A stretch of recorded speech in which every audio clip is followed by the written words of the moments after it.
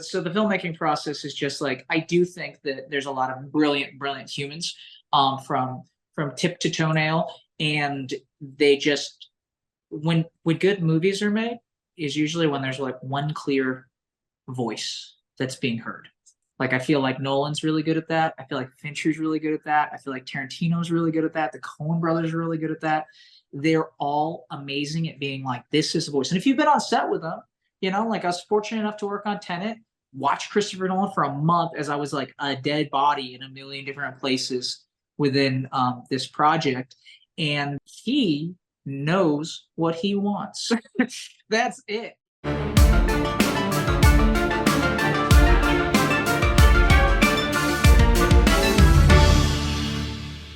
Today on Action Talks, I'm interviewing Christopher Troy. Troy is a stuntman, an actor, and a filmmaker.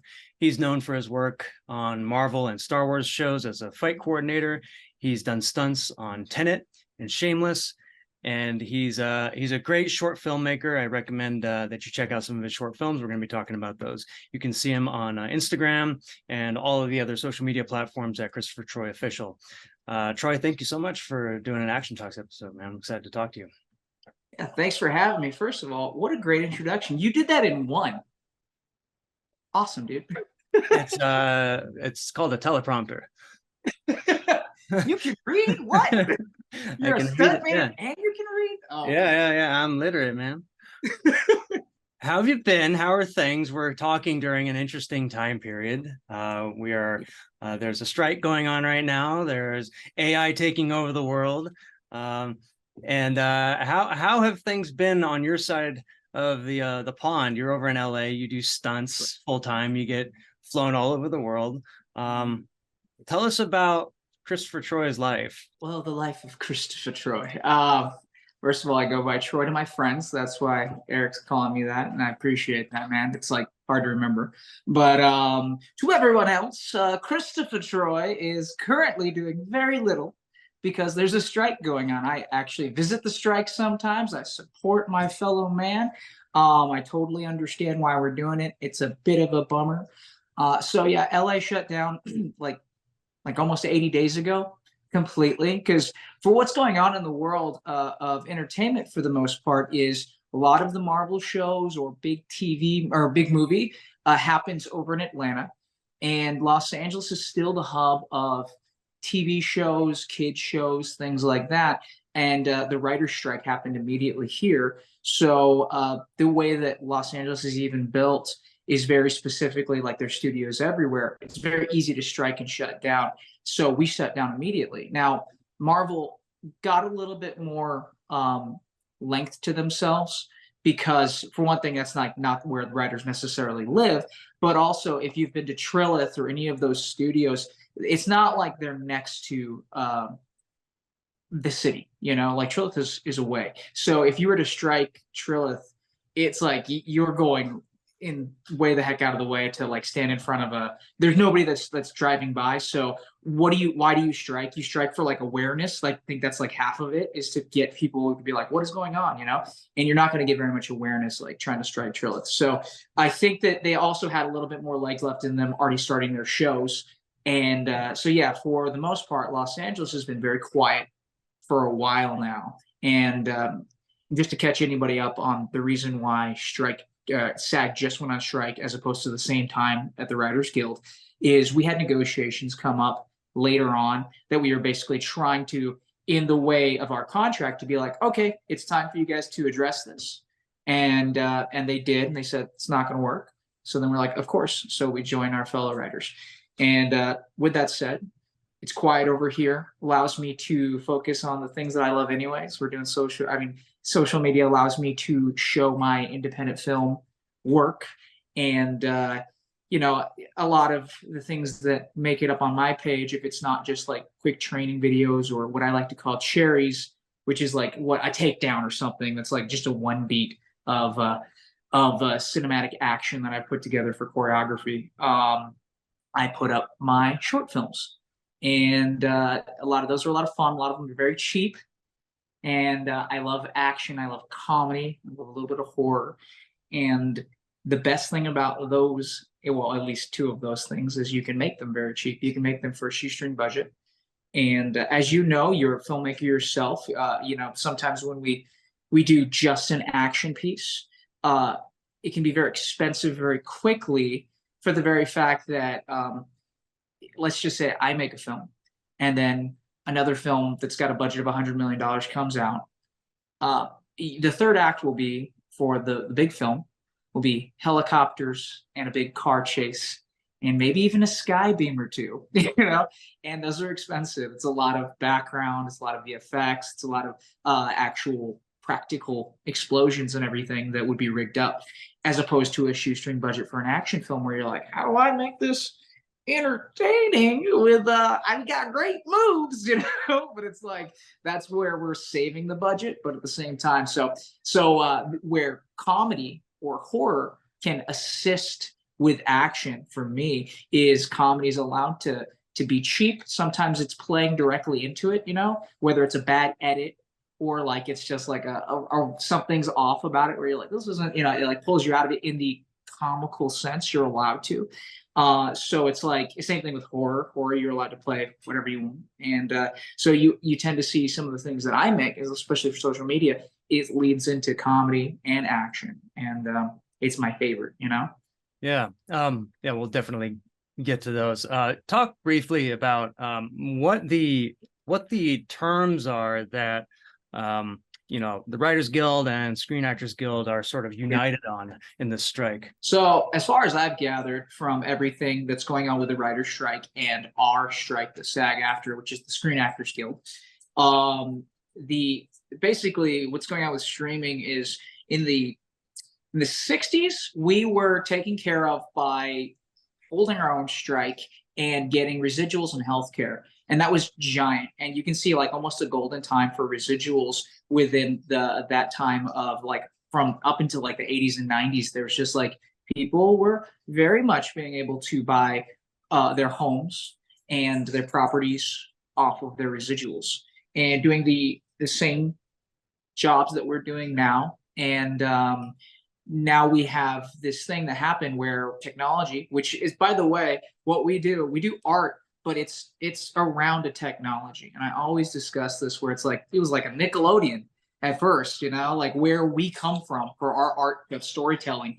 It's always been this technology that supersedes itself, and we have to adapt to it, whether it's just silent film into talkies, which was talkies were immediate, which is what we have now. But it was immediately everyone's like, that's never going to catch on. That's just like that's like 3D. It's not a thing. It's just a moment in cinema. But cinema keeps changing, and one of these steps that's just recently changed the most is streaming services, where you make a subscription. It goes from TV to cable and then into streaming services, and you're subscribed to these things like Hulu or Netflix, and they come from big tech where they have vertical integration, meaning like it's basically a monopoly within themselves. It's like this hybrid biome that you go, oh, okay, you go here, and then it gets a piece. Google gets a piece from everything that you interact with within Google, and that's how they make so much money so quickly. Well, they took that same format and they brought it over to what we do for a living, which is make film and entertainment. And it's not the first time this ever happened. There used to be studio, it was called, I can't think of the exact terminology for it, but it was like big studio or something along those lines, where basically studios like Paramount owned their actors and they owned all their content. And they said, hey, we're going to make all these things. And a good way to explain it was like one day, in the morning, you could be working on a Western, and then they'll have you go over to the next set and help you with it, like a romance. And that you were just playing for the team at that point as an actor. And you see certain actors playing the same role over and over again because they're in a contract with Paramount or whatever studio. And that studio is basically saying they didn't have an algorithm like we do nowadays, where they're just so much like people like this, right? But they were aware that if someone played, I'm taking this from another YouTube video, by the way, that this was explained so perfectly. But basically, if someone likes you as a sheriff, then you're going to be the sheriff, and then so certain actors at certain times, you just see them playing the same role over and over again. But that would be the studio's previous algorithm. Now we have the same thing coming back to, it's just history repeating itself. So now Netflix has an algorithm, and they're built vertically, they're built monopolized. So they are taking all the big risks. I will play on the side of the producer just for a moment. They take all the risks. It's all their money that's going up front, but they're also taking all the back end of it, right? So while you put in $1, you get 10 for them. We used to take part in that, because whether or not it was the actor's name that got it sold, or the action that was produced by the stunt department that got it sold, it was like, oh wow, this is this amazing thing that everyone needs to go see. Doesn't mean anything more for us, even though we're still in a contract with residuals for them.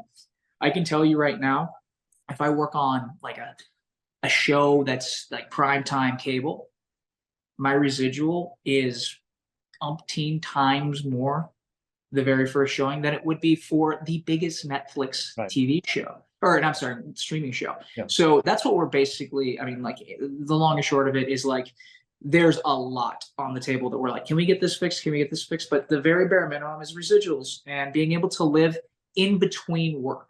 Because with anything else, it's like, oh, I work 12 months out of the year, and we don't get that opportunity, especially as actors, I should say. Actors are like constantly auditioning and perfecting theirs, but I would love to know the average of the amount of actors like that work every month, because you have to be very successful to be doing that. You know? It's interesting you mentioned the old studio algorithms, because they pulled their data from somewhere. A lot of the time it was probably journals. There might have been like stat keepers or something like that on staff, where they're going to be pooling like, well, look, the last 8 films with this person played a sheriff, they all made money. And then the minute, they're going to keep that kind of data, you could kind of argue that, large language models just like took that data and now it just kind of spits out. But that's kind of what marketing departments have done with their marketing software for, the past 2 decades anyway. It's just now everybody has access to it. Yeah. But yeah, it's interesting that you mentioned also the contract system in studios, because the way that not only did that allow them to own an actor, like they kind of crafted the persona of the actor as well. Do you find that, I mean, do we see a parallel with the studios today with Netflix and these, or are the actors more sort of free floating and able to have whatever persona they want? No, absolutely not. There's a specific, I really don't want to like plug things during the strike, and like you already know that, but there's a specific company that puts their actors within a contract that they're playing a character for a very long time. And basically, again, they control their social medias as well. Like that's part of the contract. It's pretty simple. And it's not like that's diabolical. It's like, I'm investing $1 billion into your name. If you go off on a crazy tangent, you literally are going to hurt my bottom line. So it's like, it makes sense. Like the give and take of like, hey, I'm about to give you the world. You got to give me something back. So with that said, they control that to the point where even if it doesn't make sense for you to be with their project and then go do like this really risque avant-garde piece, they have, I believe, a lot of times they'll have the option to just shut that down, and it makes perfect sense. You're like, I'm in a contract for 10 years, I promised that I did this project and I'd be available. And it's crazy because it sounds amazing as an actor. You're like, yeah, man, I want to be able to be taken care of for a long time. But the control that ends up happening is like crazy, where you're like, oh, wait a minute. So like I have to come over and do like a guest appearance on this other project. And it's like, what if I don't believe in that project? You're like, doesn't matter, man, you're in a contract. So it's like, it all makes perfect sense. Like we want to feel like there's like an evil person, but then you get in the seat, and I've been able to produce very low budget indie stuff. I understand where a producer's coming from. If you ask me right now, I'm like, I'm going to give you $10. Can you say this? And you're like, yeah. And then you go off the, in another direction. I go, why did you do that? Why did you do? I just paid you. Why did you do that? I want to have a little more control. And then so the next person is going to get a much stronger contract that's favoring me because I've already been burned before, et cetera. So it's like, I get it. it's getting, in regards to just the entirety of the money, it's so crazy of a difference of where people are getting paid at this point, and it needs to be stood up for, and that's kind of why I agree with the strike, you know?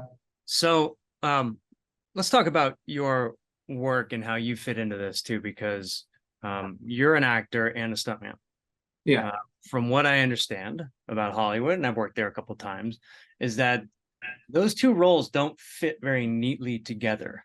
Can you describe what it's like being both of those things? Absolutely. Actually, I'm three things, but I've had to pull that little sticker off me and throw it away until people and I'll explain this a better way. So I started off as an actor, and I went to all the classes around Hollywood. I'm like, I'm gonna act, and I didn't book anything at all. And that's, it's hard because you're like, oh, you may have the right talent representation, but you don't have enough on your resume. So therefore, why would I hire you? But then my talent agent is putting me up, like they put me up for this giant Ben Stiller project immediately, and I was like, I've been on stage for a high school performance before this, and obviously it doesn't work out like that. So at Stars Align, it's pretty difficult to start from zero and become an actor, but it's possible. I wanted to stay in the industry, and one day I booked a music video, and I saw these other guys that weren't at the audition. They were getting treated lovely by the musician, and I was like, "Who are these people? I didn't see them at the audition." She's like, "Those are my dancers." I was like, "What do you mean dancers?" And she's like, "Yeah, they're my dancers." And I was like, "I can dance. What are you talking about? They just skipped the line, like, what are you talking about?" So I started pursuing dance very specifically to not become a server while I was, like in wait tables. Cause by the way, I was a server for like 5 years. So no hate on that at all. But I was trying to stay all of my feetsies inside the industry. So I was like, what else can I do? And dance was one of those things where it's like, it's not just the look necessarily. It's well, I can do a flip. Can you do a flip? And they go, well, yeah, okay. We'll hire you off of a skill set. So I was like, okay, that's something I can work for, right? Because I felt like, if you ever experienced commercial acting, this is what it is. Hey, they want you in Santa Monica in 2 hours, and I live in the Valley, so it's going to take me an hour and a half to get there. I get there just for them to be like, "Can you slate?" Which is to say your name, and look to the side and be like, give me a little something about yourself. Now read this, and it's like, well, I know. Again, I don't want to attach names, but I think we could. I'll say it. McDonald's, loving it. And they go, great. Next. And you go, do you want a different, you want me to say it a different way? And they're like, no, you're good. Bye-bye. It's like, I drove across town for this. Cool. And that happens, I don't know, 3 times a week if they're taking care of you and you're like, oh, wow, I'm getting all these auditions. And then you're like, how do I hone this craft? Like anybody could say those lines. It becomes a little bit of a dicey thing. So I really wanted a skill set to be like, I come in, I audition, I do these things that I built, and they go, wow, that's awesome. So then I fell in love with the language of movement, like really fell in love with it. And throughout storytelling, that's kind of what brought me as an actor. I was like, well, I want to be able to regurgitate some of the morals that I've learned, whether it's through like Aesop's fables, which I grew up on, or mythology, or anything like that I was like, I read so fervently as a kid. I was like, something's attached to me. And I think that's what we do for film is we're allowed to retell a story that someone had told before. And maybe the way that I said it makes more sense to the viewer, and then they remember that and they're like, oh, so it's like, that's so cool. We're storytellers. We're helping out our generation understand humanity and what we're doing. So that was the most exciting thing. And the second that the dancing door opened up and I was a break dancer, I was able to be like, let me tell a full story here. So with breakdancing, it's very singular. A lot of times it's very much like, who are you? And this is your moment, right? So I would do that. And I thought that I was just like telling this beautiful movement story, showing and not saying. And then I started booking work as a dancer. And then I started seeing their edit of my choreography. And when I go, I'm gonna flip, and then they cut there. And I'm like, what's going on? And they don't show any of the what's called floor work or groundwork, which is like style. It's all style, but it's not the fancy big stuff, right? So the editor would cut all that stuff out. And I'm like, I'm not telling very good of a story. Now I'm making money, but not even that much money. But I mean, at least I'm staying alive. So hold on. Why would they? Look, I understand they're short on time and they want to show the big stuff. And I'm thinking back to how, it's the same with fight choreography where you do this whole fight and they show like a moment. What do you think that the editor is seeing in that moment that they decided to leave in? Are they confused, or are they more connected with what the audience actually wants than we are? I think I would say, like, if we were to be listening to a language that we don't speak, right? And as the editor, that this is supposed to be exciting. So Russian has harsh tones in it, right? But if it gets to like hard K, hard T, whatever, and I'm just watching this and they're talking for a long time, I would probably just cut to the moments where it's like, and that would be how an editor brain would work, I think.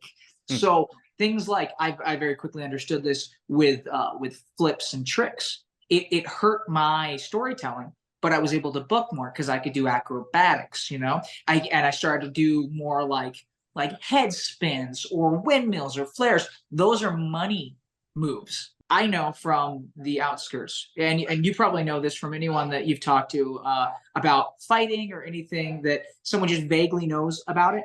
So for dance, they go, oh, you're a break dancer. Can you spin on your head? I've heard it too many times, right?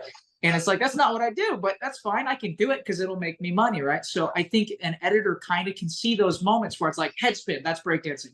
Flip, that's breakdancing. Windmill, flare, all those things are like, it just makes sense that's why they would cut to it, right? And I think the same thing, because obviously where I'm going with my career with this conversation is I started choreographing and doing fights, and to me it's the exact same thing. It's still choreography, right? It still has a story to be told, and there's rhythms to be had. Sometimes an editor that it cuts out all the air, and it's like, but for someone like you, for someone like me, it's like, did you think that I was just like, I don't know what to do here, so let's have a breather? We're not doing that, like, it's like we want the whole story told within the rhythm of it. And it sucks because as a dancer, never ever do I get to see the editor, or while they're doing that. Very few times, but more often than not, as a choreographer or any action design, you are allowed to imprint your opinion on how the camera should be, where it should be, and why this is being told throughout Previs. Or if you're very lucky, they go, hey, like, take a crack at the edit, like, so we can help out, right? So it's like, that's so we can say no. So we can be like, can you just do exactly like I did in the Previs? I'm so sorry. Like, I did that for a long time. Please do that. So when you mentioned commercial acting too, because I'm kind of seeing this, I'm seeing a parallel here, because when you say the McDonald's thing or whatever, you talk about a hamburger, is it natural to kind of fall into this like lowest, I'm sorry, I'm going to be mean when I say this, to fall into this kind of lowest common denominator acting? Is that what they want? And is that what people want? Like, what happens there, and why is that just the nature of, I know that sounds really mean, but I can't help but see that when I see, and I see it on YouTube videos all the time where people say, hey guys, make sure to, and it's always the same, like, why are, right? It's safe. It's, for one thing, as I would say, an actor or entertainer or anything, you want to like give the people what they want, but you also want them to get behind you. It's just like social media in the regards of, I can make the coolest stuff ever, but if nobody sees it, is it the coolest thing ever? So you have to sacrifice, and you go, well, what works? And you do your algorithm that Netflix is doing, et cetera. And you go, this is the safest thing to do. Right?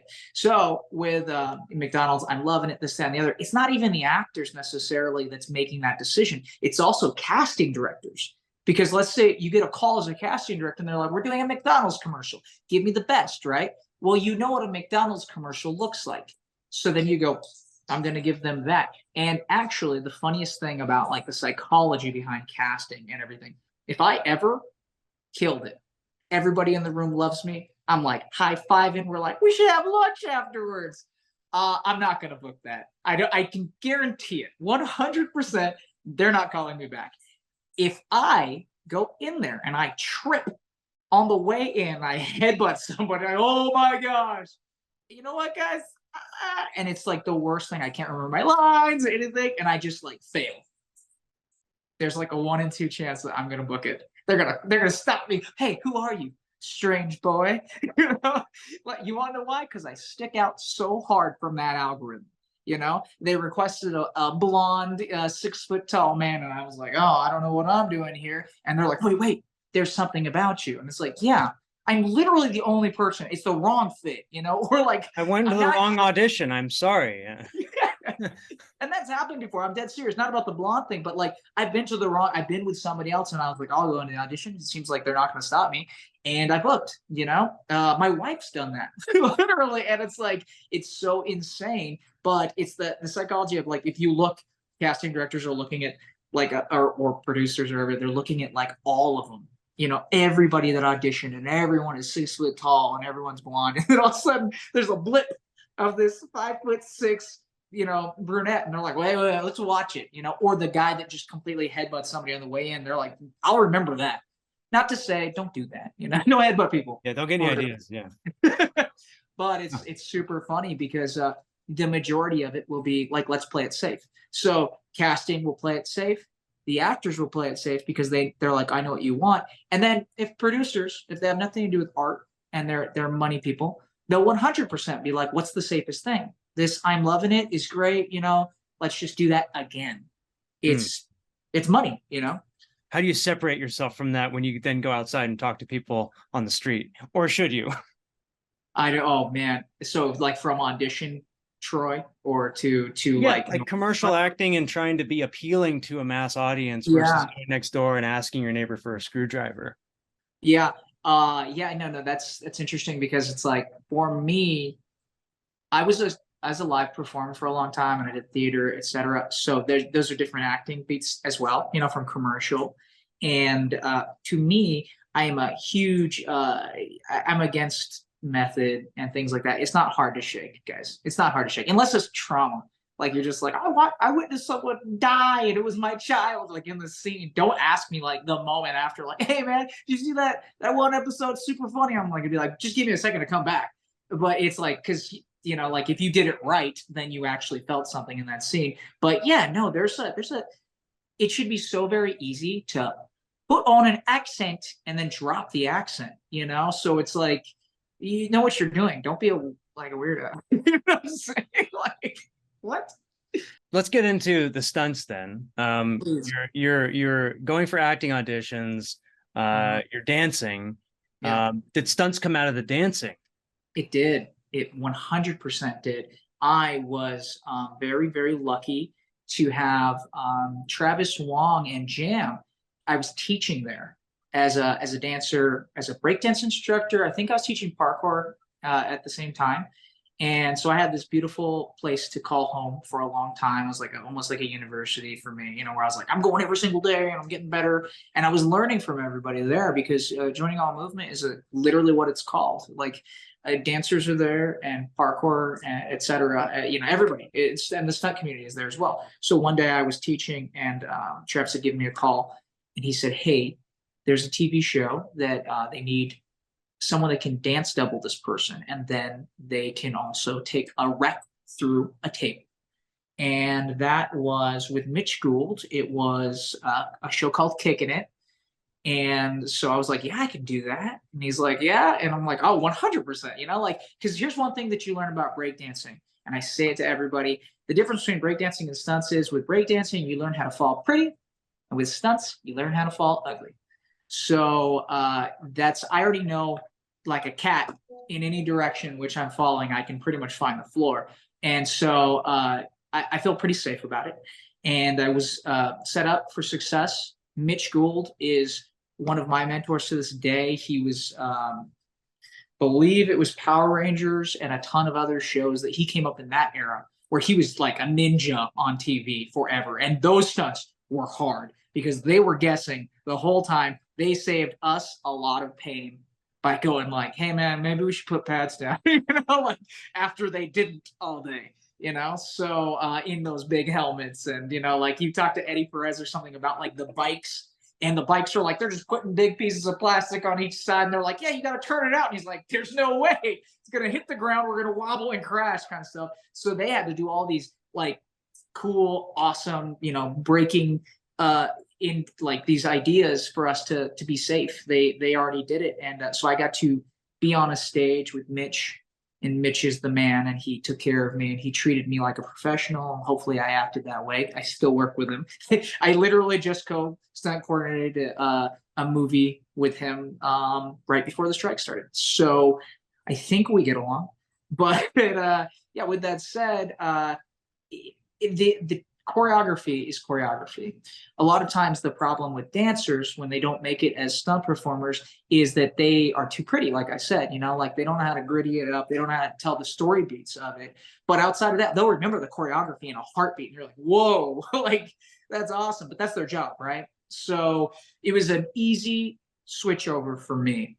And the most enticing thing that was like, I was like, oh, I'd like to do stunts now, is that simple script of, and then they fight.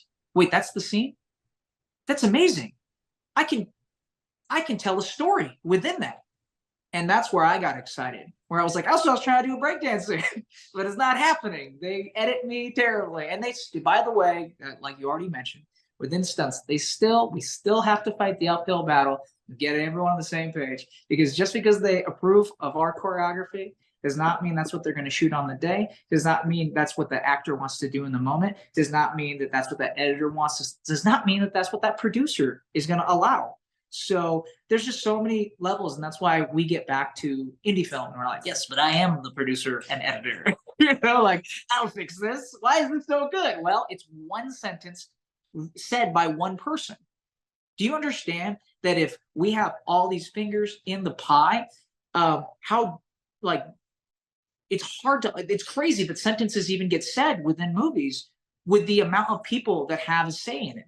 So, I'm sure you've seen that one YouTube conversation about, what is his name? From Jay and Silent Bob, the director. He talks about Wild Wild West. And the producer was just hell-bent on having a spider in the third act. And he wanted it for another project. He wanted it for like Superman or something. And then the next movie he did was Wild Wild West. And then suddenly there's a giant metal spider. It's awesome. But that's the perfect example of what happens within our industry when everyone's trying to make the best product. But it's like you may be trying to make it best for the art, and someone might be trying to make it best for the bottom line, and we can't have art if nobody's going to put money into it, because it's a losing process, like it's just this weird weighted process of like, yeah, it's interesting. So talk about learning to fall ugly, because if you're coming from, from what I've seen of breakdancing is not, it's not elegant. There's a lot of flavor to it. And there are, there's pratfalls in breakdancing that can look ugly. I would say they just have a lot of character. Was there a time when you went from falling beautifully, which is not good, to falling ugly and doing the headbutt in the room going into the audition where someone says, "Yeah, that's it right there. Whatever you just did, I want that." It wasn't a clear moment for me. I always understood like storytelling because of acting and because of stage acting and everything. So like even with my dance, I wish I had better stuff online to even show you things, but like more of like my theater stuff. It always came kind of from moments and like, what are we doing? And like, how am I receiving the crowd? I was a street performer for so long.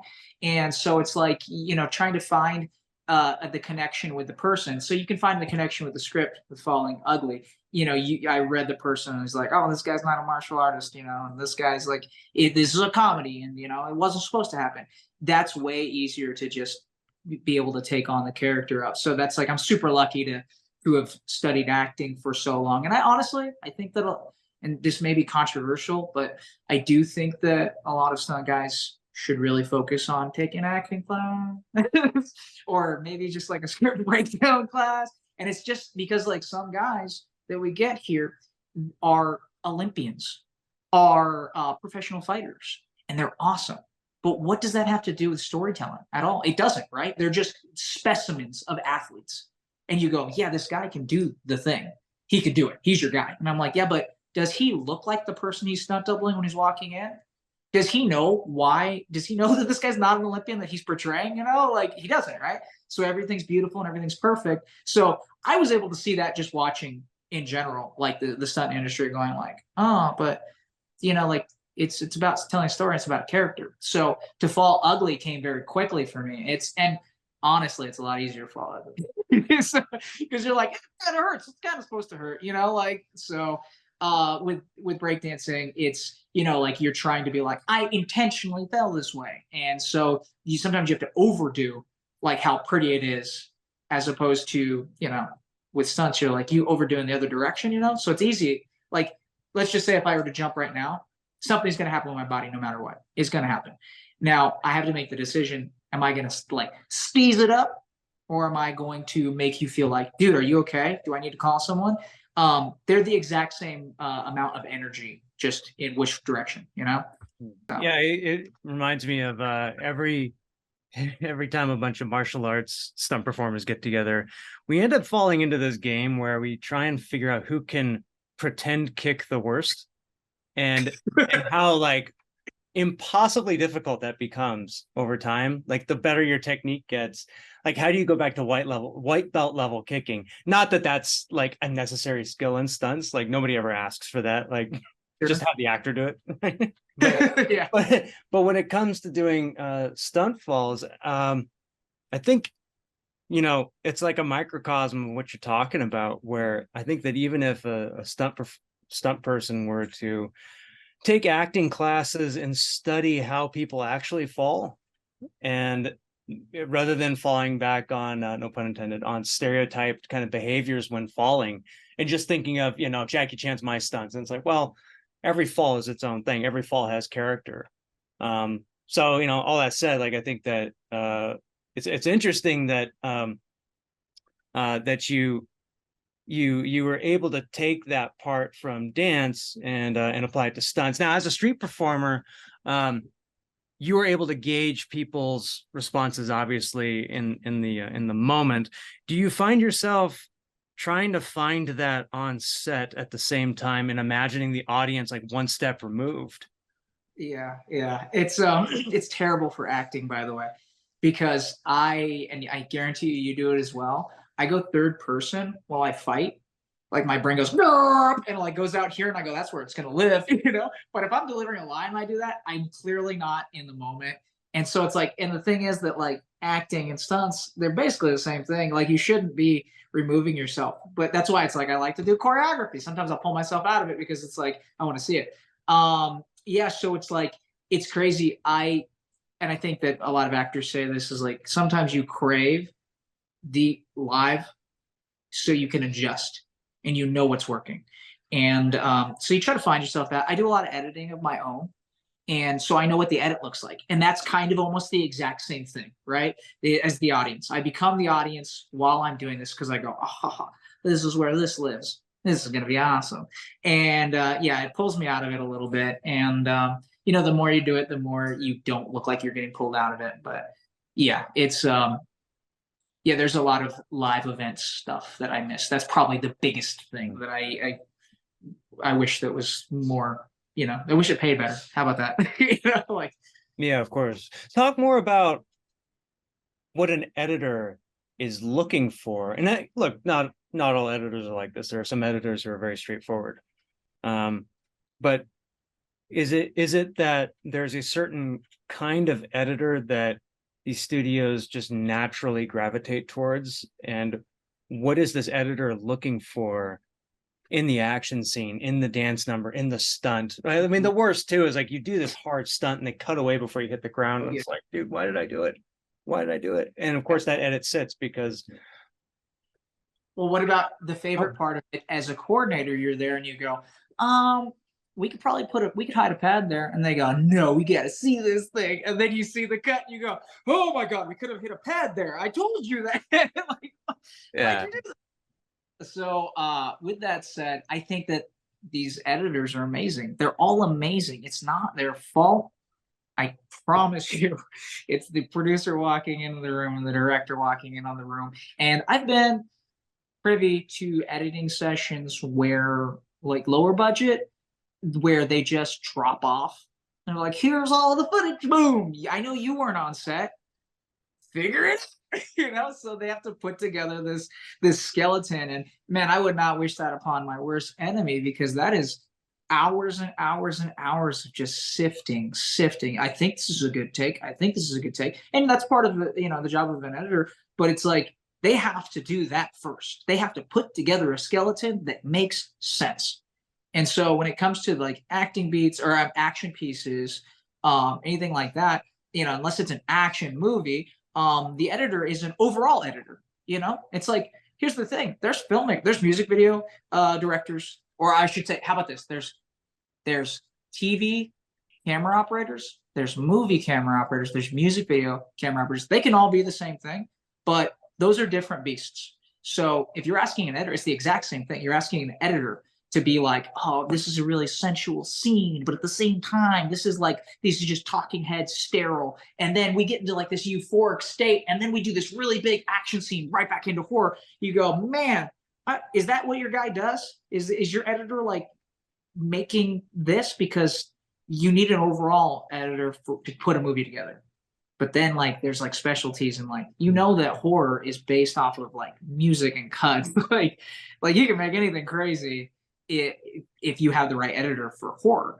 So sometimes maybe that's what it is. It's just like trying to put together this monster of a film, and then having little hands come in and then having them just try to, if they don't have moments with the coordinator to come in and be like, this is the story I'm trying to tell.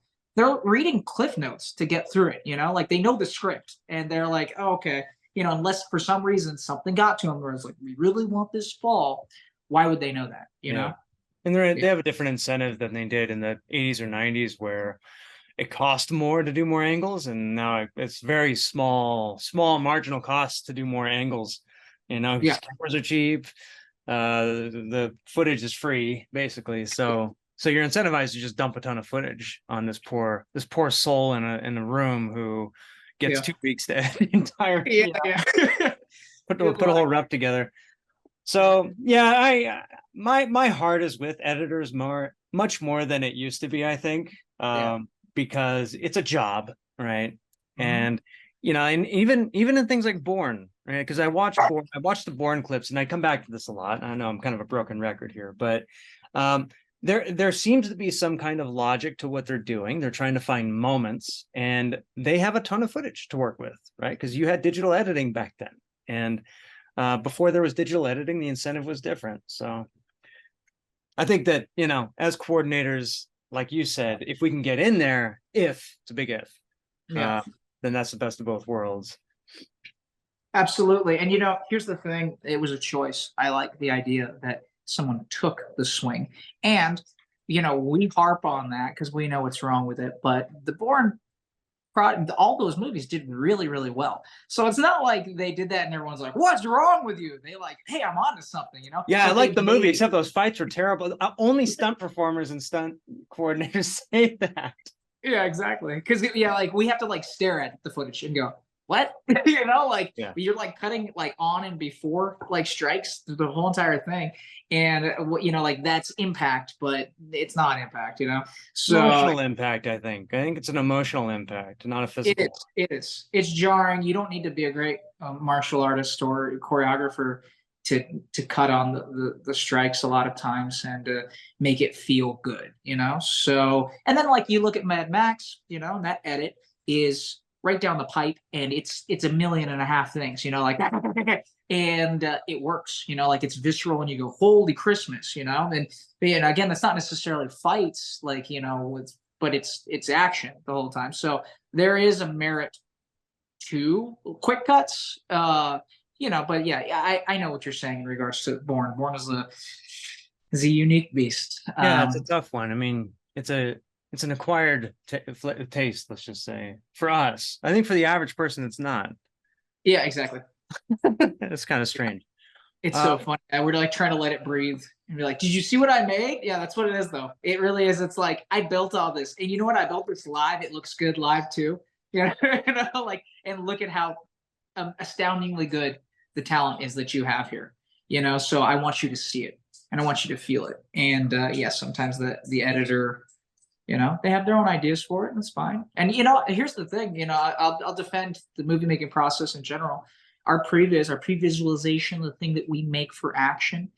A lot of times we would pat ourselves on the back and be like, "You should see the previs," and it's like, yeah, but there's no acting in your previs. But you know, like you're taking our, you know, we instill actors afterwards, and then you go do the thing that we did, you know, and the thing that we end up doing as choreographers is we always have to remember what our actors' strengths are.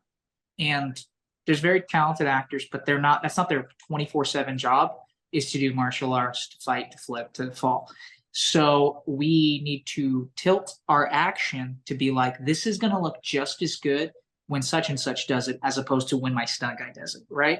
And so the choreography gets muddled down a little bit right there, and then it gets muddled down a little bit when you go, well, what was the camera? Oh, we're shooting with an IMAX, you know, like, oh, we're not swinging this bad boy around at all. And oh, for the most part, we're just real wide, or we're like, oh, no, I'm sorry. This is all telephoto stuff. You know, this is a fight that we're supposed to feel like we're peeking at it from across the way. Okay, well, so all these things like change the reason why you build the action the way it is. And, you know, it's good to be collaborative, but you also understand like sometimes the end product, sometimes we're not privy to that. You know, oh, we're going to use that lens. That's crazy. None of that sells on that one. You're on an 85, man. You're going to be right. It's going to be crazy, you know? And so the filmmaking process is just like, I do think that there's a lot of brilliant humans from tip to toenail. And they just, when good movies are made, is usually when there's like one clear voice that's being heard. Like, I feel like Nolan's really good at that. I feel like Fincher's really good at that. I feel like Tarantino's really good at that. The Coen brothers are really good at that.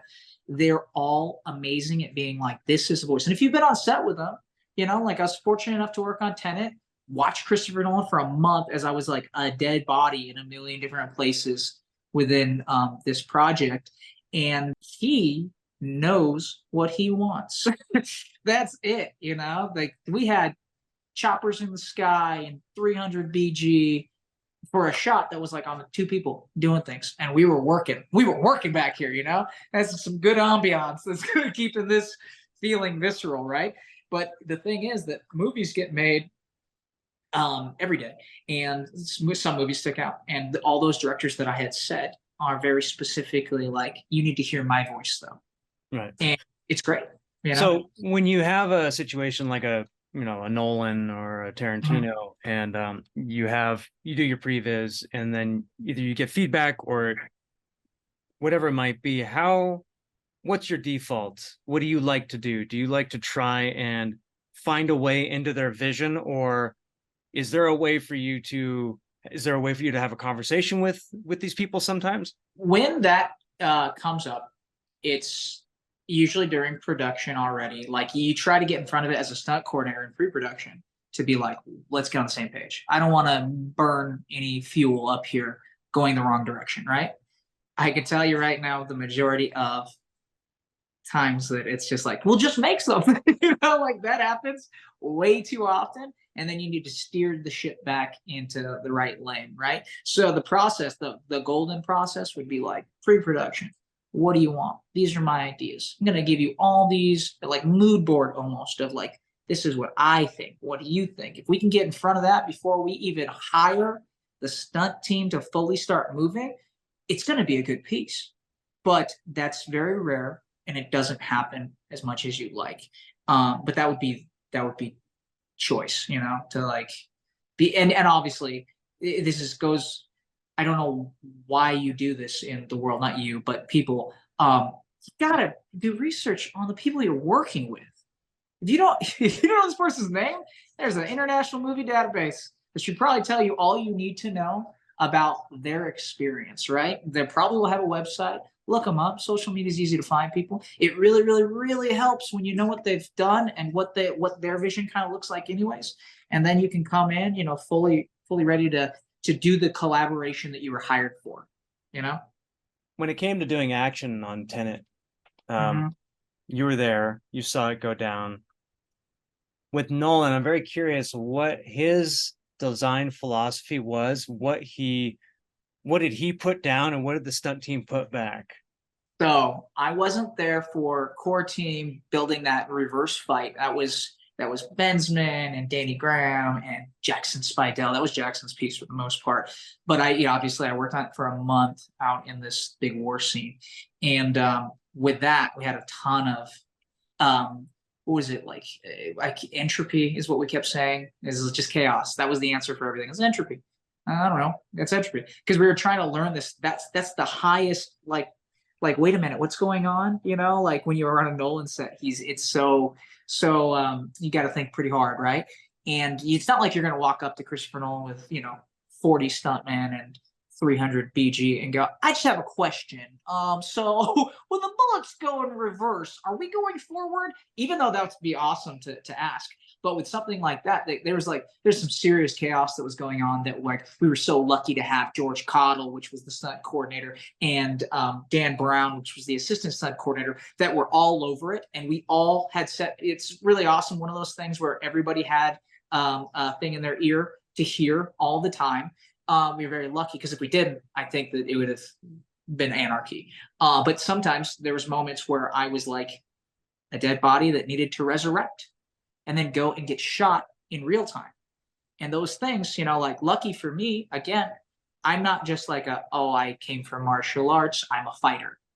For me, I'm like, I'm a dancer. I'm not considering this any type of martial arts movement or anything like that. I'm like, this is an exercise in body movement to reverse yourself, and so it's like I was very lucky to be a part of it because I'm like, I'm gonna just I'll activate a different part of my brain to figure out reverse movement, etc. By the way, we built a ton of really amazing forward and reverse actions with wire gags and without wire gags and all this stuff that never saw the light of day. But we had hundreds and hundreds and hundreds of ideas to be like, in case Nolan goes, I'm going to swing the camera this way. And I go, cool. We have a piece right there. We've got a set piece built, And so, but with Nolan, it's like you just watch him and you go, man, this guy's a master. He knows what he wants. And when you see that with somebody, you want to give them the best, They didn't ask you, but you want to because you're like, oh, I'm going to mess up their piece. I don't want to mess up their piece. This is amazing, right? So, albeit the Tenet didn't do as well as it should have. It was a very, very high philosophical thing. And it came out during COVID, So, but it's crazy. I still ponder that film to this day. I was part of it and I watched it and I was like, whoa, wait. There was a mistake that was made, in my opinion, for the deliverance of it, because you have all of these different accents. You have extremely loud music.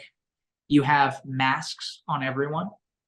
And then you're talking about entropy. You're talking about this theory that isn't necessarily, it's like it's real and it's not real. It's like the highest of sciences. So let's just tear away everything and just go for one of them. You go, everyone's wearing a mask. Well, I don't know what they're saying because your mouth is covered. Okay, great. So that's one. Well, you got it. What was that? Are you Russian? Well, what was that word that you said?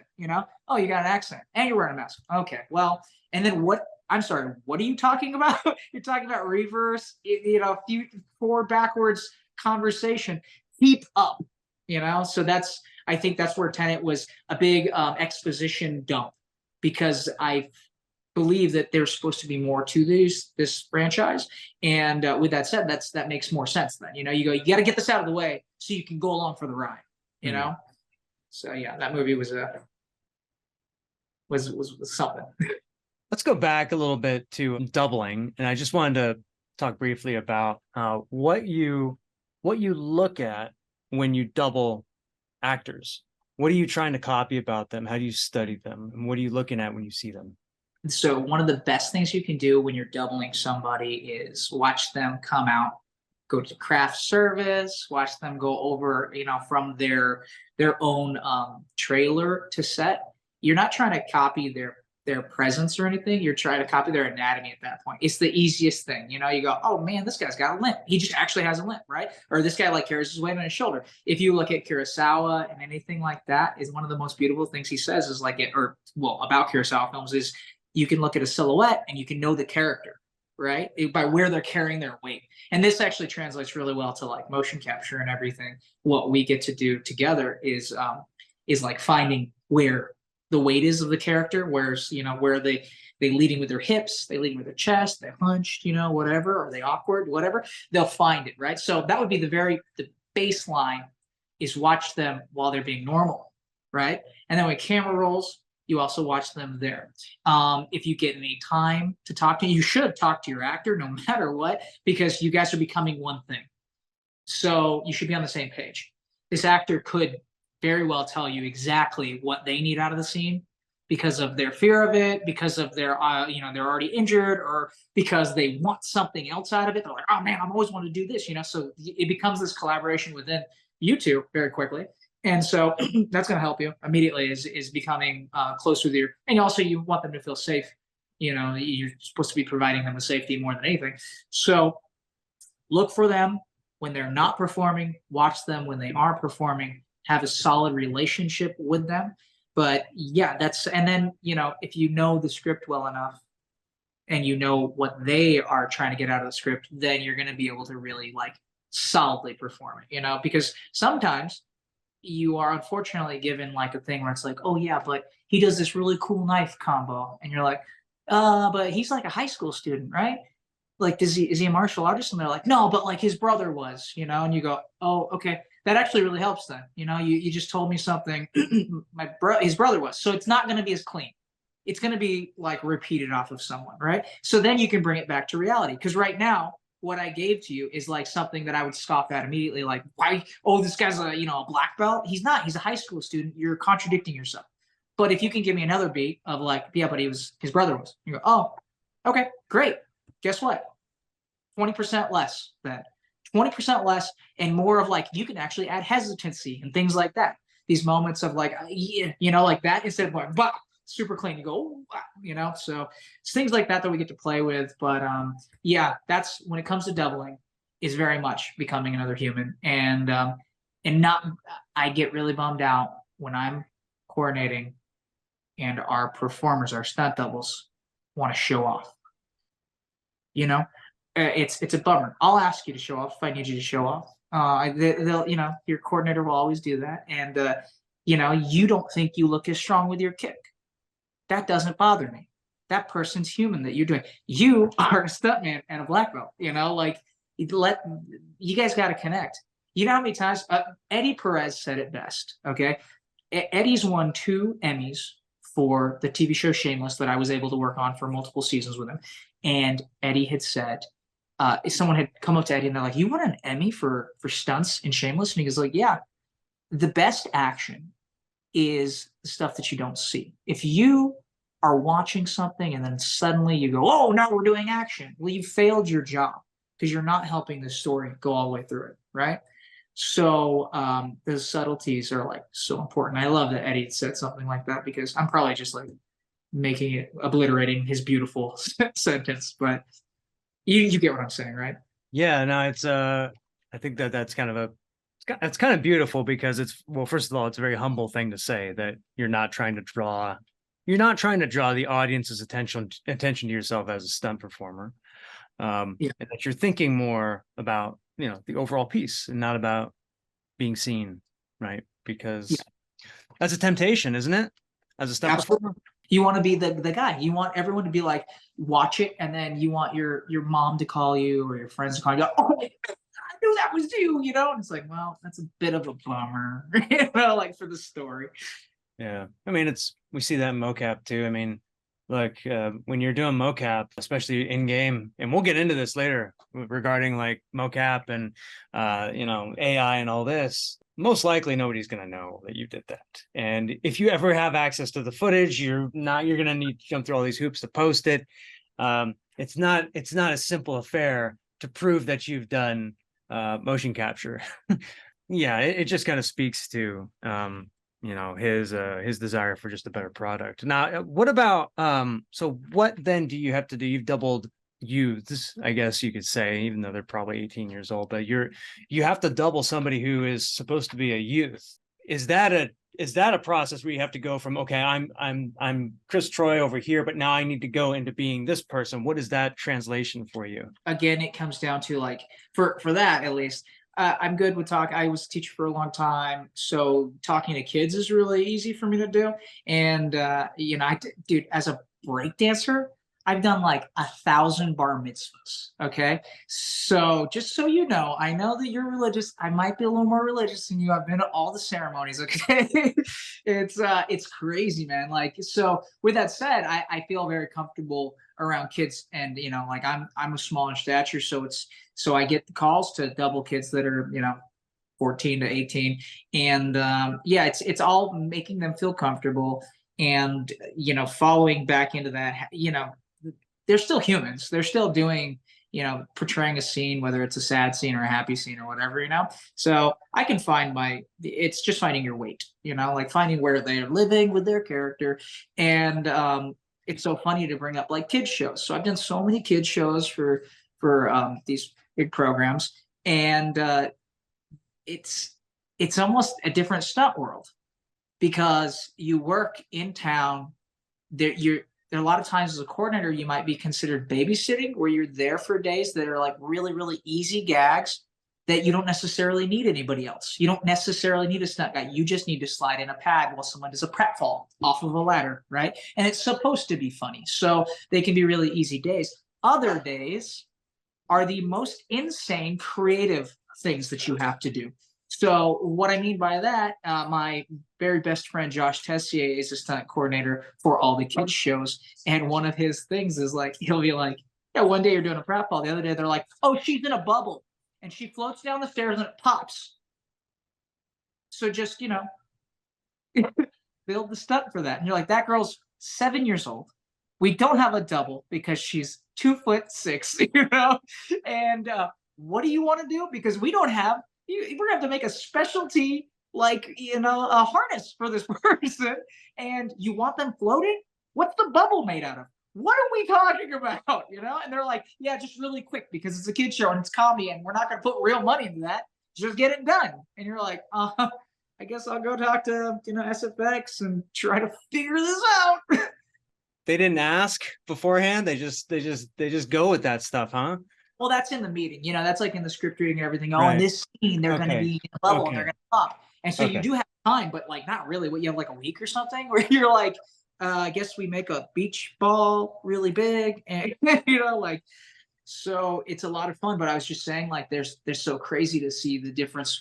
You find a lot of very, very creative ways as a coordinator, and even like, dude, they're all comedy, the kids shows, and comedy hurts. I don't know if anyone's ever said that, but I firmly believe that some of my hardest hits ever are comedies.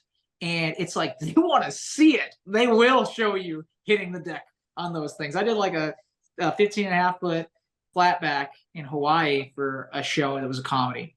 It was terrible. It was terrible. Like, I was like, I'm just going to take this. Okay, it was a header and a wrap over. And yeah, I did 2 of them. And the only reason I did 2 is because I had so much adrenaline. Why do you think that hurts more? Because I'm thinking back to, like, I think that checks out, because when I'm in a fight, I can at least kind of put myself, at least I can kind of pretend I have high adrenaline, and maybe that'll actually get me some adrenaline. But if I'm doing something that's funny, like, the adrenaline just evacuates. Yeah. I don't know what it is, man. Like, and when I hit, I feel everything. Oh yeah. Oh, absolutely. I Very think that's method. I think that's part of it. Yeah, absolutely. And I also think that there's the most like lowball humor is getting kicked in the crotch, right? And it's like, sometimes I can go off really wrong, even with the the protective, like the big leather piece that holds in your pants so you don't get kicked all the way up. That people, there's just something innately funny about like fully seeing it, like just like let the camera roll. You don't need to cut on this. I want to see this happen. And yeah, I don't know, man. I don't know why. our society is into it.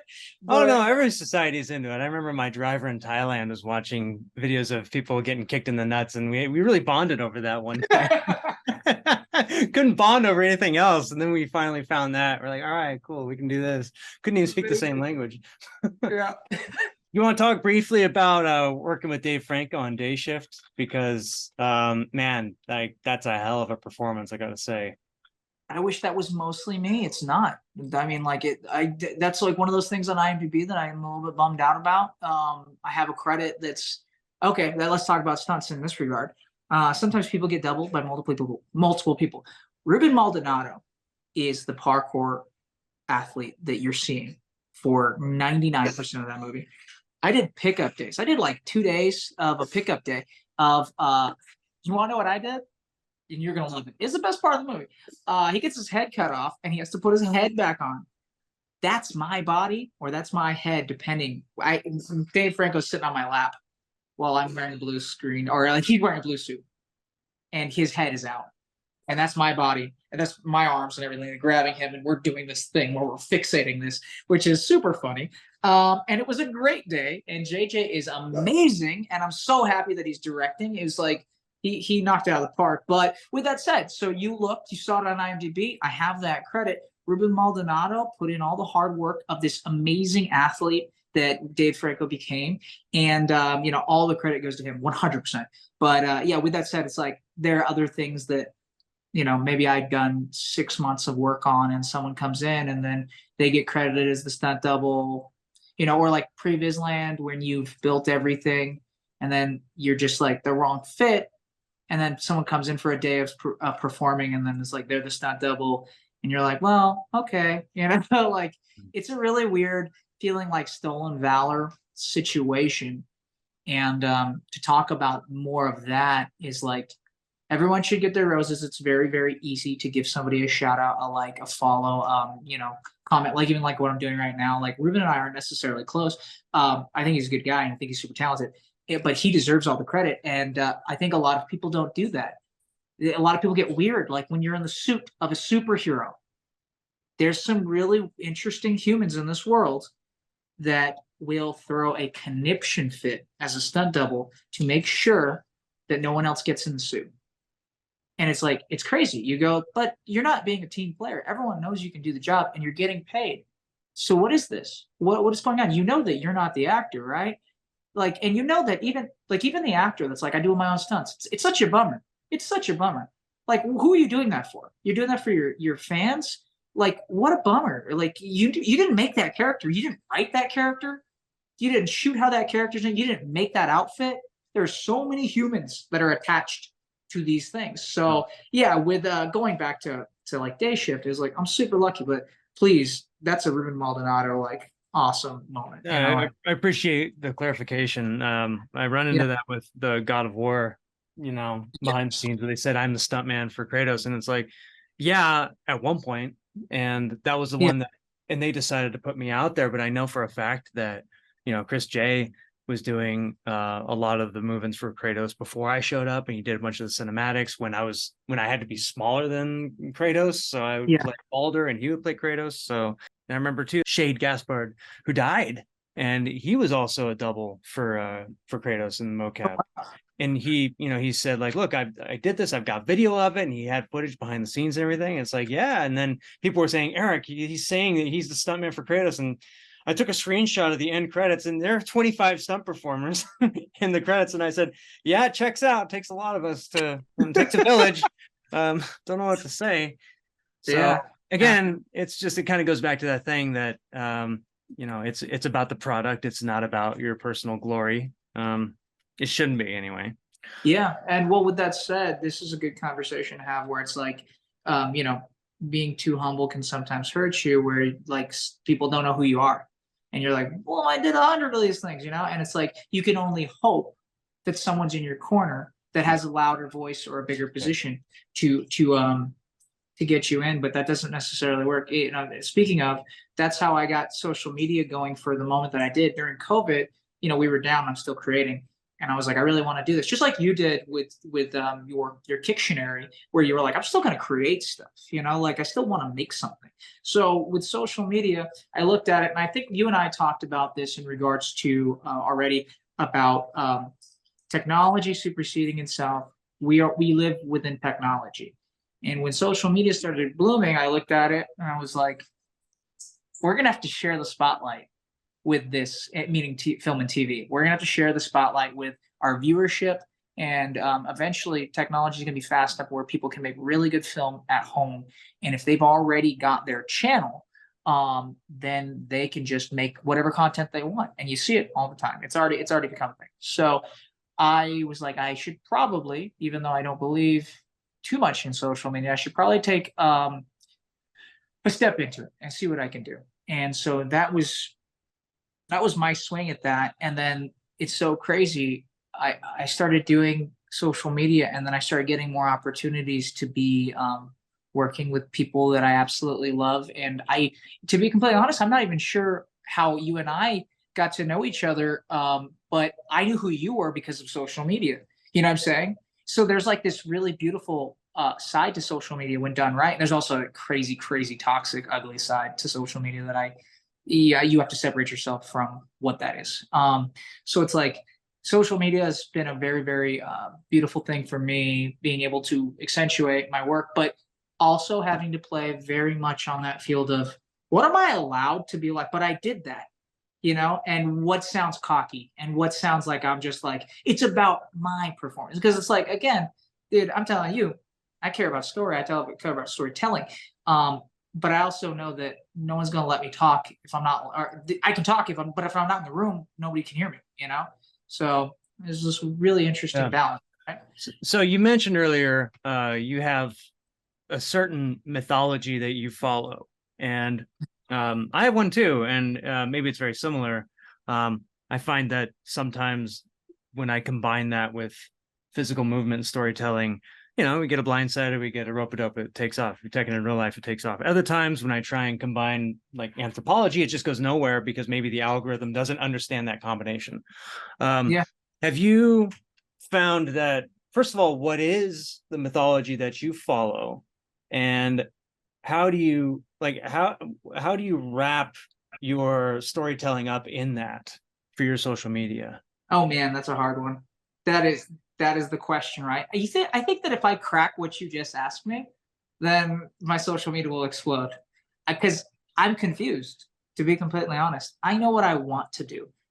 I know what makes me happy, and I know, for the most part, what makes others happy.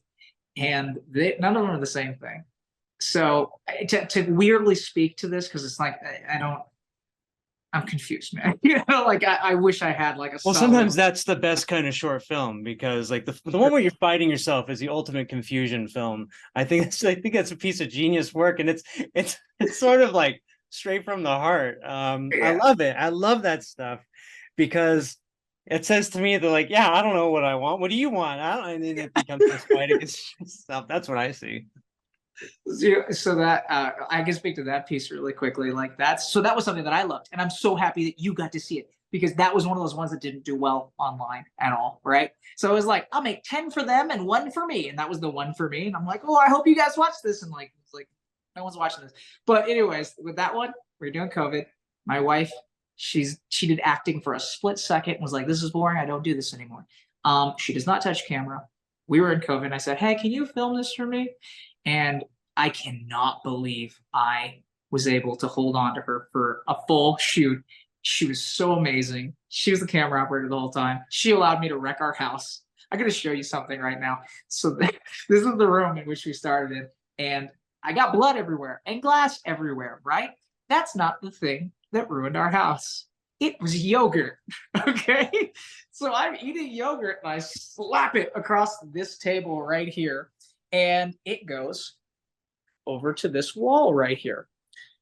I don't know if you can see this, but that's yogurt. There goes your deposit, man.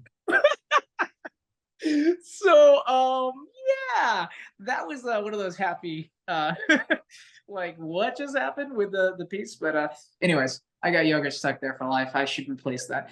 But yeah, no, that's a good way to say my mythos, my mythology, I want to do 10 for them, one for me. So hopefully by the 11th one that I've gathered enough momentum for you to just watch a little bit longer for something that I actually like. What do they want to see?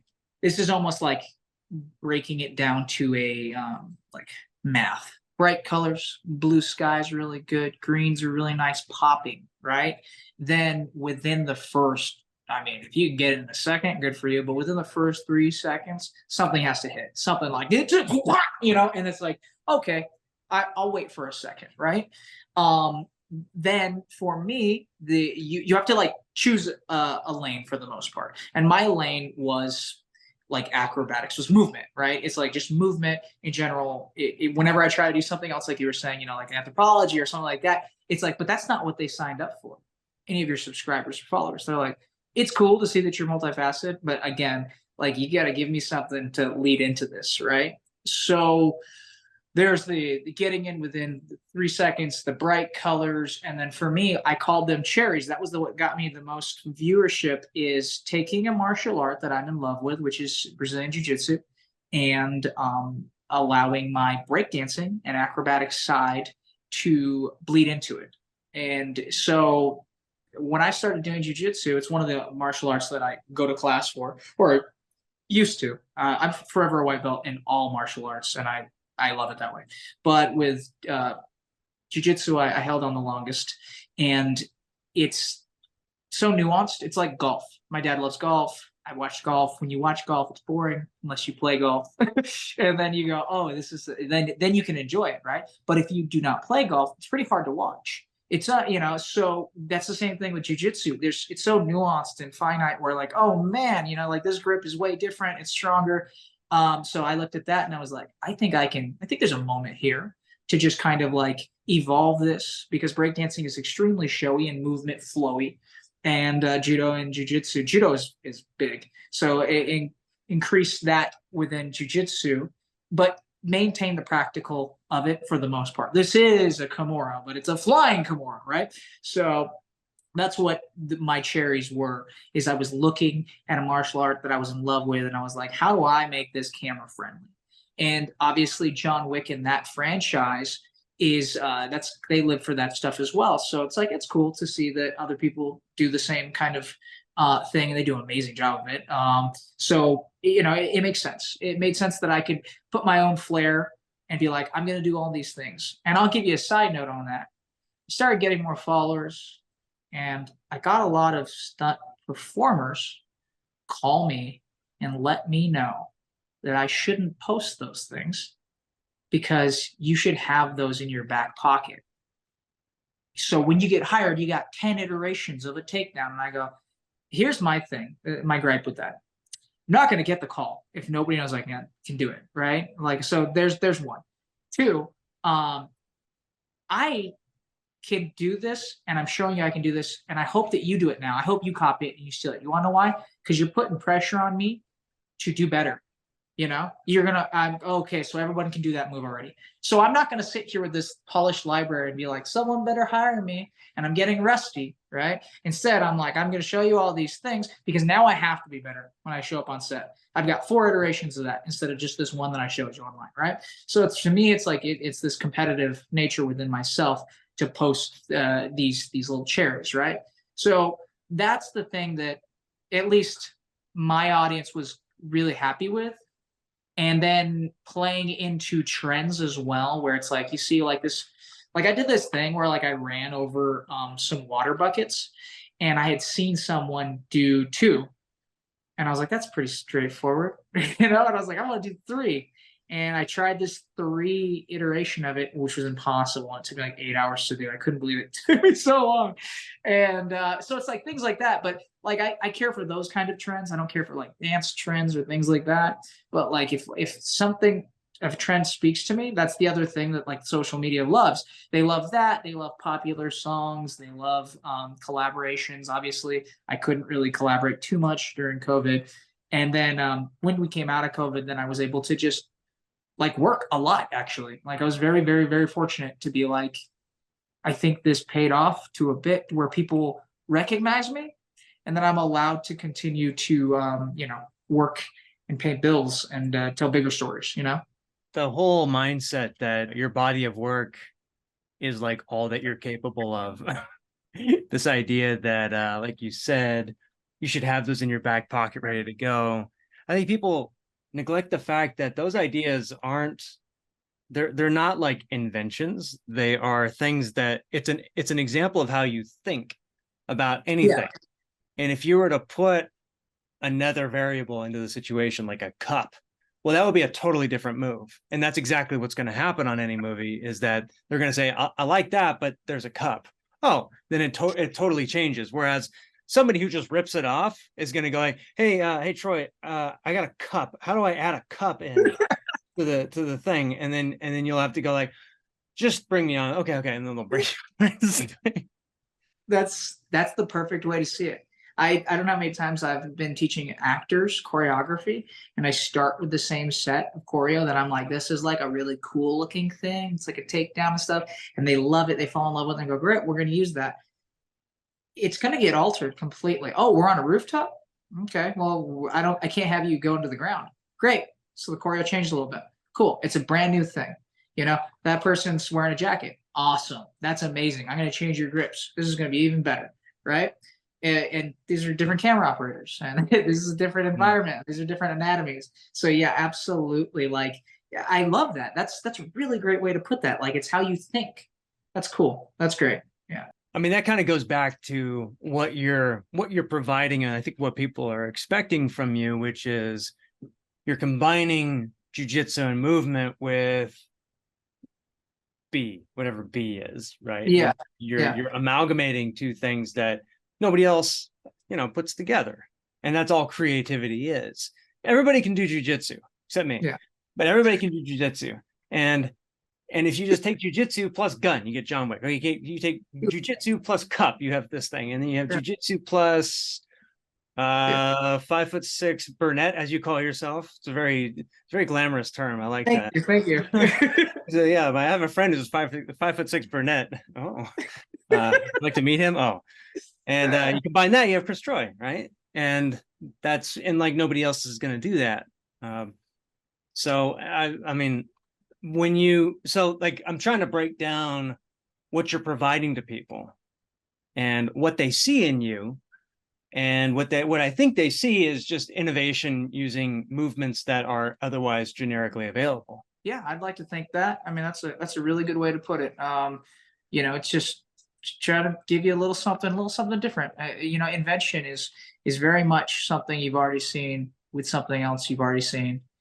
That's like mashed together, and you're like, oh, that's cool. Like because I can't stand it.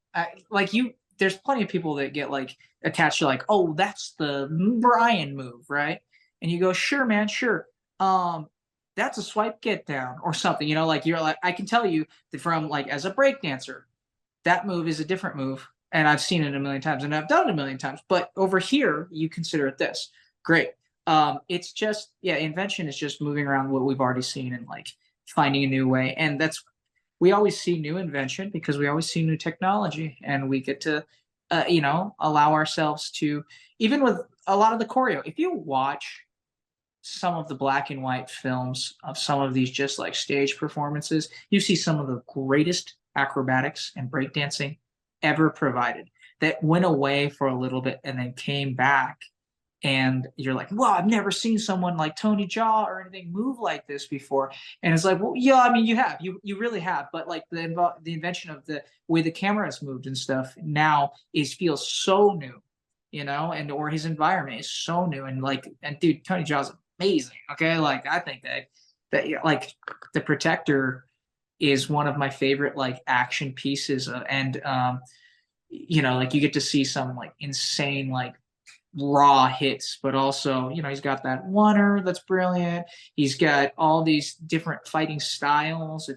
And then environmental, for me, it heavily, all my choreography lives with, well, what is the world that we're in? What's the scene? What are we allowed to play with? How boring is it when they're like, don't touch anything in the room? You're like, oh, so we're just going to do fist fight, kind of weird, like just in the middle of the room. We can't use anything, you know, like it's just one-on-one. You guys just do your thing. Why do they say that? Well, sometimes you can't break anything in the room. You know, like they're like, this is guys, this is we don't own anything in this room, so you just don't touch anything, you know. And so, you know, you run into those problems. Then it's not a fight. I'm sorry. I know, right? You know, you're doing these short bits, and then you go to short film format, like in shorts like Suppression, short film that you do, where you have a very, very clear what I call a modifier in your story, where the teleportation, and that's just directly integrated into everything that goes on in the short. It's in the choreography, it's in the camera, it's in the edit. What is your goal going to this short film format when you put that stuff out there? Yeah, well, the goal overall is to just again have a little bit more control of storytelling and to be able to show, because I can tell you that I can tell you the whole story, and I want to have control over it. But you can't call yourself a director unless you've directed something. You can't, you know. So it's or like coordinated or choreographed or whatever the role that you want. You just got to go out and do. I think James Cameron had like a really great conversation about that. Anybody can be a director. You just got to go and direct something, you know, and then people will start calling you for it if you did it right, you know. So trial and error. I want to fail faster, and with short films, it's never a failure because I'm not sitting there going like, no matter what I make, and I think everybody agrees with this, I'm not going to be happy with it. I'm going to be happier about certain things, but there's always things that can be fixed. And once you agree with that little demon inside yourself, then it allows you all this freedom to keep creating and keep making and keep seeing like what you need help with, what you want to do and what you don't want to do. Like, I don't want to be a professional editor. I know how to talk to an editor. That's why I edit, you know? But if you ask me to take your footage and do something with it, and then you're going to go give me some notes on how to change it, I'm not your guy. I'm not your guy. I'm terrible at that. I did it. The end. You know, if I wasn't there on the day, oh man, I don't want to look at your footage. So these are the reasons why we make short films, is to get the story out and to see who we can, who we are, where my weaknesses and where my strengths are, what I want to strengthen and what I want to go ahead and be able to export out to someone else that I trust. So yeah, the end goal for me, directing, producing, I'll act in whatever. And a lot of times acting, just so you know, I started off as it, but it was to tell stories. And then I feel like I don't have the full strength of telling a story, just being an actor, just being a voice sometimes. So whatever gets the story told is what I would like to do, you know? When you were doing the action for Suppression, how did it work with camera? Because there's some camera shots in there that almost look accidentally too close, then it works really well. And I liked that. Is that all your camera design, or are you working with a DP, you finding somewhere in the middle? Working with a very good friend of mine, Raphael Rogers. And Raphael was really excited, and he wanted to go out to Salton Sea about a project because I think he was leaving. And he was like, we got to get something done, you know? So we mashed our brains together. Josh Tessier was there as well. Obviously, I'm on camera. And again, I can go third person and tell you what I want. But then you have to be very talented to understand what I'm saying and to actually get it, right? So Rafe is this director, cinematographer that his composition is so beautiful all the time. And he's like a travel blog like guru. If you want to, like, if you were like, hey, show me Bali, like, you want him to shoot it, you know? So he's coming from that world. I trusted him to make sure composition worked. Action isn't his forte. Action is Tessier's forte. And so we're lucky to have like a little hive mind go. We were stealing shots. And what I mean by stealing shots is that we did not have a permit. And if you were to turn the camera around, you would see like 20 people just like watching at any given take. Like, what are they doing? Because, you know, Salton Sea is free and open to, like, you can just go in there. So it was like nabbing shots. So sometimes if they're too close, that was an accident for sure. It worked out because he's a good editor. You know, like, that's the thing, you know, Rafe, you got to trust people, you know, like I could tell Rafe, like, it lives over here, you know. This is usually when I'm trying to tell choreography the best way possible, I go, what's really important is what my thumb is doing. So follow my thumb, you know, like just remember, or whatever it is. It's like, remember, this is where we're showing that he got cut. So I just need that to be the rest of the choreo that's going to lead up to it. I don't really care. Find that, you know, or understand that, you know, like this is way too intimate. So you can be too tight on us. We want the audience to feel uncomfortable, you know? So if that's like the emotion I'm trying to get out of it, but usually it's pretty easy to just be like, this is about a knife. So let's not lose the knife, you know? And so Rafe is such an amazing collaborator that and obviously Josh is great too. So Yeah, it was easy to do that. it looked really good. It looked Thank you so fantastic. much. So congratulations. I hope you guys, I hope it's brought you some extra work and attention. Just now it did. All right. Well, everybody go see it because it's stellar. And I'll link the other unpopular thing that you did that I love. Evil Dead Quarantine, Sam Raimi inspired, insane. Genius. No, it's genius. When you're thinking of movement, whether it's for a fight scene or if it's just a previs or whatever it might be, are you imagining the camera and the edit as you're doing it, and then how close to that do you try and hit, and then how much do you try and let your camera and editor kind of do their thing? I see all the camera movements immediately, and I see the edit as well. And I don't know if I'm right, I'll tell you that, but I definitely, with each movement, I see the counter movement of the camera, how wide we are, how close we are, what's important, what's being said. So that sometimes can be a complete failure because even right now I'm writing a piece, and it's high fantasy, and this is a hard piece for me because it has to be expensive to not look cheap because it's medieval. And with that said, I've been on the phone with so many people that I have so much backstory and so much knowledge of exactly what I want that it's hard to collaborate. It's hard to tell them, like, because I'm like, don't you know that though? And they're like, I don't know that, you know? So sometimes when you're so precise, it can hurt you. And so when I'm doing movement, I have to remind myself that nobody's in my mind with me. And how do you sell it for everything? And that's another thing that's like pivoting that we do in our industry all the time is we were told that it was going to be on a steady cam. We were told it's going to be on a techno, and it's not. It's locked off. It's wide. And then we go, cool. Oh, we're on the other side. We're on the other side. Okay, great. And we don't let ourselves melt down and go, it doesn't work that way. Instead, we go, let's do-si-do right in the beginning of this, which means like, let's just literally turn around. And then now the choreo works on that side. How crazy, you know, like we don't have to do too much. But yeah, it's a constant reminder of nobody's in my mind at all hours, but I do see it from the camera and the edit immediately. So, I mean, is that by your inspirations and how you've watched films, or is this just how you've always imagined movements from your breakdancing and theater days? No, yeah, I think it's from, you know, watching the amazing filmmakers like Jackie and Samo and stuff like that, where I know that they had such a strong input within from top to bottom, and it sticks out. It's just different. It's so amazing. It's visceral. It's storytelling. It makes me really, really happy. That's like one of my biggest influences, obviously Jackie, and it's just, I know that's a broken record conversation.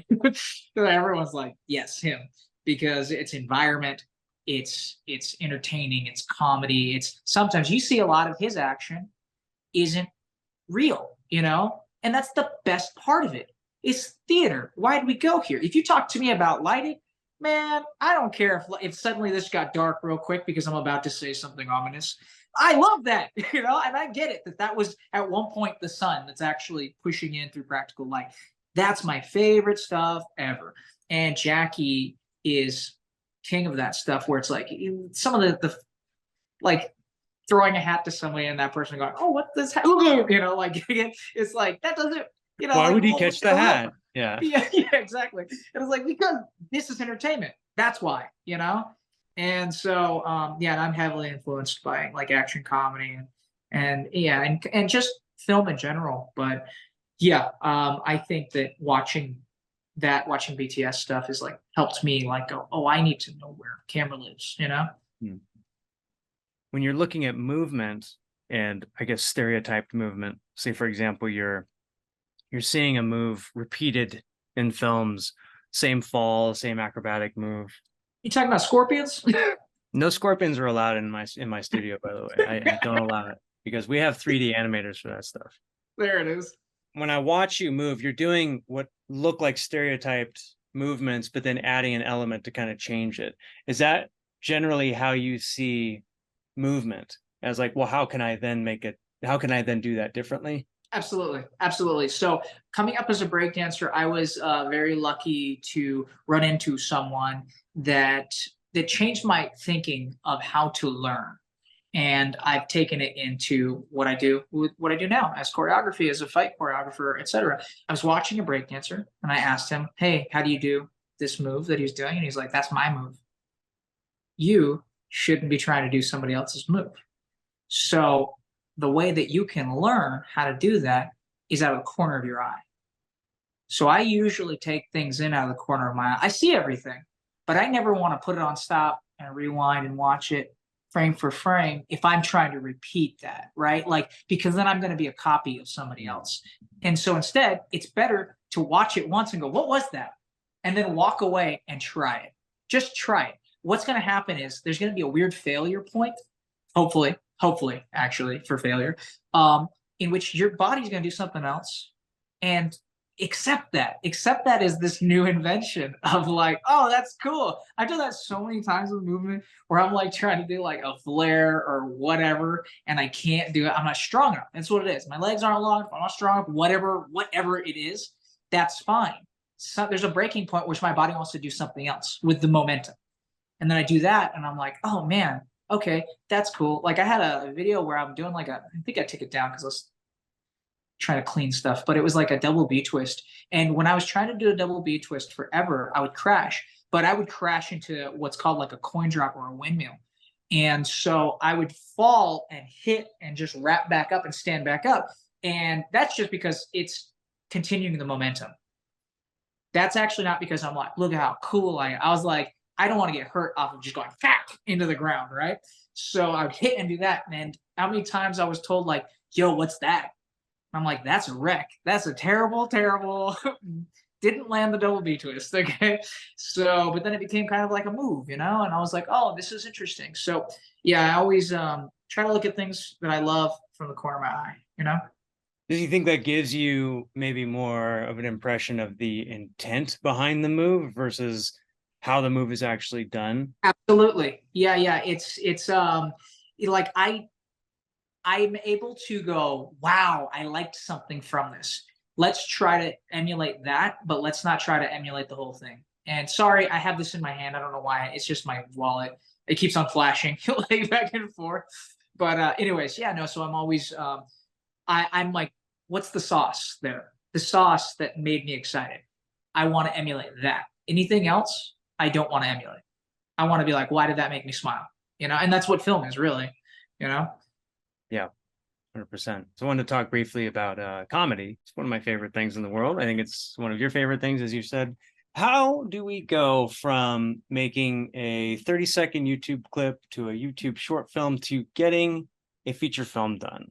Have you tried to travel this path? Absolutely. We did a movie called Overrun with Josh Tessier and everything, and Omid Zader, a full-blown our money under $1 million film. And that's night and day from making a 6-second TikTok. They're not the same thing. If you understand that it's the same intention. We want to tell a story, but they're all different beasts. Then you can equip yourself better for it. You can't take the TikTok brain and be like, I'll just make 90 more minutes of this, and we got ourselves something.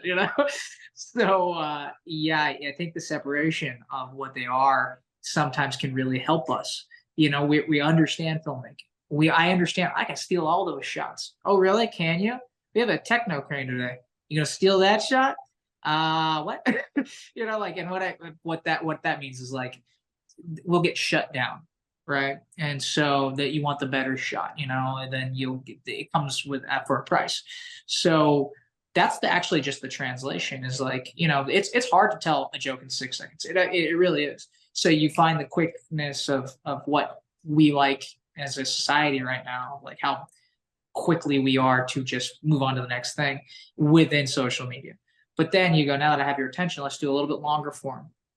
Well, then there's builds and there's things that take longer, and then you go into the feature film, which is even bigger, where you go like you have to learn to breathe within all these things, especially the bigger ones they get, where you're like, I mean, if I'm editing for social media, I'm going to cut all of that, and that bums me out because it teaches you wrong on social media. The really great moments. I said this at I think like Comic-Con about the conversation of, I'm going to say it wrong now, Japanese concept of ma, which is like breath or like the in-betweens. And that's something super, super important. And for action, we need a lot of it. And we try not to focus on it, but we should. We should focus on the breaths in between.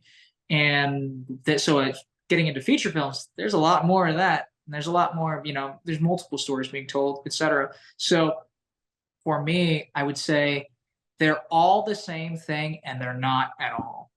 They're crazy different on each level of success for, like, what are you trying to do with this? TikTok, even to Instagram now, which is weird that those are different. TikTok, Instagram, YouTube, short film, indie film, feature. It's like, yeah, they're different, but you can learn from everything and incorporate it. We should share tips sometime. What was that? We should share tips sometime about yes, it. please. You've been very active on it. Well, I mean, I mean, you actually went and did the feature recently, which is impressive. And what was the reception to the feature film? None, zero. Here's the thing. We had to get one in the bag. And that's it didn't receive well. It wasn't necessarily the best movie we could make. And honestly, you learn things very quickly. One of the biggest learning things is we didn't have any money or time to do a table read. And that boned us really, really hard when we're trying to maintain the feeling of the characters. The low budget movies, I would pat Josh Tessier and Omid Zader on the back to be like, dude, you guys got this thing done. That's insane. With our budget and our time, I cannot believe we got a feature done. But it's like, they're all learning lessons. So I wish that everyone, could see the movie. It's overrun. We could. There's a lot of things, but no matter what, my short films and my IG, I go like, watch it, but don't watch it. You know what I'm saying? Like, I always have that feeling of like, please do, but also like I could do better. So definitely watch Overrun.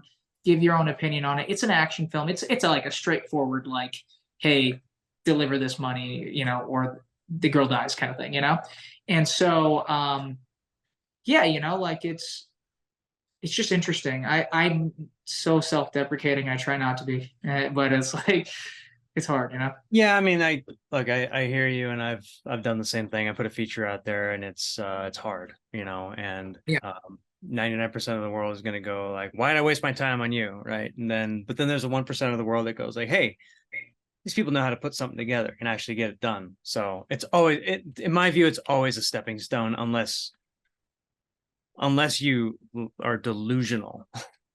Yeah. Well, failure is only failure when you stop. You know what I'm saying? Like in regards to things like that, where it's like it's one of the greatest learning things, like you just sit there and you go, man, we did it. Because I cannot stand the amount of humans that live in this world that talk about all the things they want to do. And I'm like, what are you doing today? And they're like, I'm just hanging out. Oh, okay. So we're not going to do the thing that you had a great idea and that's where it died. Man, that is the human symptom, Yeah. So what do you think about the future of indie martial or indie action comedy, and what needs to be done to get there? I think that the strike is really helping us right now. I think that people are understanding that their big business took the art, and now they're opening the doors back up to A24 that's stepping up and things like that, where independent films are going to flourish. We're in a renaissance, I think. I think we're about to be where we want to be. There are so many great people that I know just in our circles that can tell these great stories through movement. and they're going to get their opportunity, I think, as long as we swing for it. Um, Technology is allowing us to be able to do low budget, high budget wise. I mean, my goodness, that you do so much you deal with technology within your company, and the leaps and bounds that have been made. I wouldn't say, like, I'm not too concerned about like Mid Journey or Runway ML or anything right now, like being like, we don't need anyone anymore. But the things that AI is helping within Premiere and After Effects and all the editing programs is like that allows filmmakers like ourselves to step up and tell a proper story and be like, man, I couldn't fly everyone over here, but you know what I can do is I can plate shot this and I can put, the backdrop of Budapest or whatever back there. And, and get the being able to make indie films is, I think, is a really positive time right now. That's in my opinion. But, and what do you think? Same. I Yeah. think it's a great thing for us, and I think AI is a great thing for us too. I was talking to somebody about it earlier, and I think that, and I know that this is part of the issue under negotiation with the strike, and I understand that there are issues with digital doubling and all this, of course. Mhm. But I think that if we can still see it as, first of all, it's a given. AI is just like a way that information is collected and parsed, and if we can then use that to be the storytellers we've always wanted to be. Yeah. Now, and without like just telling Chat GPT, write me a script and then throw that into some renderer and make that, like, then you're gonna have endless 10-hour YouTube videos about everything. Yeah. Yeah. I think that's definitely in the future, Yes. in the near future. But like, I think that you're gonna just have all the lazy, the more lazy types. And I think a lot of producers might be also lazy and they'll just kind of throw things to AI, even in Hollywood. And then you're just going to have the passionate filmmakers that actually bring something human to it. If they use AI at all, or if they just use it for some pieces of it, you're still going to see that human element. Yeah. And yeah, I'm more optimistic about that angle of it. Well, I would say this, when VFX started, we were doing digi doubles and things like that. I know that there was a big like, oh no, they're never going to use stunt people ever again. It's like, why? Why would they? We still work. We work completely. We work hand in hand. This helps us not get as hurt, which is great. We shouldn't be like, we don't need practical fire for every single gag. It's great to have sometimes, in these moments, but like, that's a dangerous gag. And it allows us to help with the scene. It allows us to help be a better stunt performer and go home at the end of the night not like, I broke my arm again, or anything like that. So yeah, I think that it's a good thing. AI is definitely a good thing, and it's not there yet, guys. Like, it's not like someone's pushing one button and it's like, man, they just made a whole new Marvel film. No, that's not what's going on. I keep messing with Mid Journey. I'm sorry, I keep messing with Runway ML with my own content, and I'm like, we're fine, guys. Like, it's gonna take a lot of work for me as someone that's already a creative to make this something that I like. So we're fine. Like, it's cool. That's where, don't worry about like no one working ever again.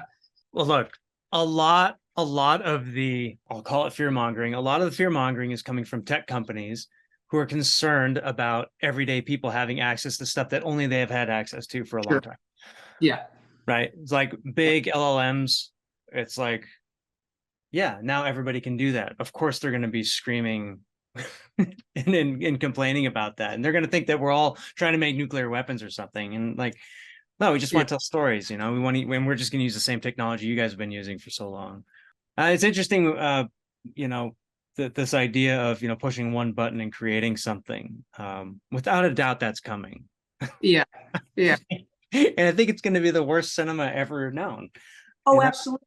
Yeah. But and I think people are going to see that.